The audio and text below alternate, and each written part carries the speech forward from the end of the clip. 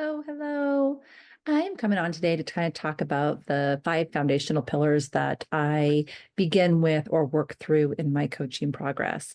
This could be personal finance coaching only. This can be life coaching. This could be coaching for the foster adoptive community. But what it comes down to is that we have these five pillars. We have these five pillars that really create that foundation for who we are in the world. Our physical, our emotional, our relational, our spiritual, and our financial. And each of them plays a critical role. And when one is out, it is that trickle effect. It kind of brings it into other areas of our life that we're not sure why they're not working. We keep questioning or pushing. I'm doing all the work, but nothing is changing. Well, it comes down to the fact that you haven't done all the work.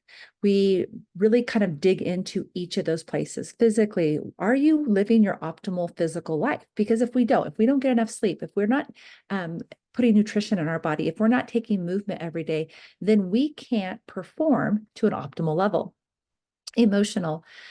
We have 45 to 60,000 thoughts a day. And 95% of those are in our subconscious. And what does our subconscious consist of? Our subconscious consists of everybody else's thoughts. So that means only 5% of our thoughts every day are our thoughts, are our beliefs, are our values.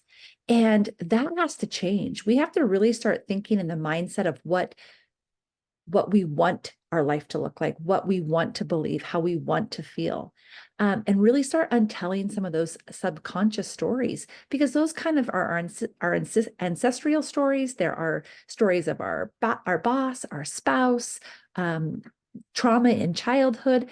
Those all come from different places, and that's not what we want to be directing our life with. Our spiritual relations. We all should be believing in something bigger than us. I'm never going to tell you who, what, how you should believe. But when we believe in something bigger than us and the possibility of something bigger than we can even imagine, we start playing big. But in the interim, we play really small. We play safe because that's what we know. And what we know is what we do. So you really need to connect with that spiritual relationship. And that can be one, two, multiple. But for a lot of us, we have, again, these stories that we tell ourselves about religion, about universe, about energy.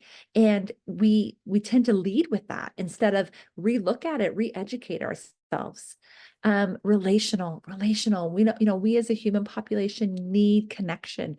We have to be in relationships. We have to have connection with other humans. But if you're surrounding yourself by people that aren't coming to where you're at in life, if they're not supporting you, but not only supporting you, but really finding some growth in their lives too, then you tend to not be able to grow in your life. We've got to surround ourselves, maybe not in every relationship, but in some relationships with people that are doing the same things we're doing, but also people that are doing things that are 10 times where we're at. And then last, financial. Again, financial relationship is a huge relationship, and we don't like to think of it that way, but it is. And a lot of the time, how we think about money is how we think of ourselves.